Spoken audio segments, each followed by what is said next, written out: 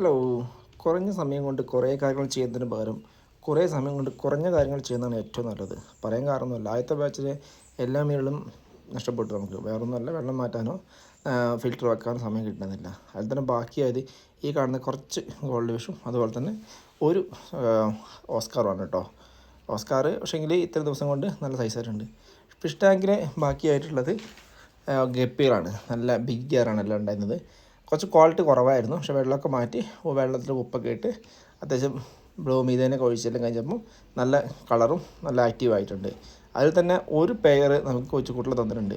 ഒരു 10 കുട്ടികളുണ്ട് കേട്ടോ. അത് നല്ല മൊയിനെ ഫീഡ് ചെയ്യുന്നതുകൊണ്ട് തന്നെ പെട്ടെന്ന് തന്നെ നല്ല എനർജിയിലും ഹെൽത്തോടെ വരുന്നുണ്ട്.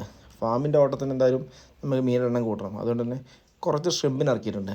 ബ്ലൂ ഷ്രിമ്പും അതുപോലെ തന്നെ റെഡ് ഷ്രിമ്പ് ഇറക്കിയിട്ടുണ്ട്. അതിന് ബ്ലൂ ഷ്രിമ്പിനാണ് ഇപ്പോൾ കാണിച്ചത്. റെഡ് ഷ്രിമ്പ് റെഡിൻ്റെ തന്നെ ആയതുകൊണ്ട് കാണാൻ പറ്റുന്നില്ല. എന്നിരുന്നാലും ഇവരെല്ലാം ആക്റ്റീവാണ്. എഗ് ലോഡായി പെട്ടെന്ന് വീടാമെന്ന് വിചാരിക്കുന്നു. ഓക്കെ.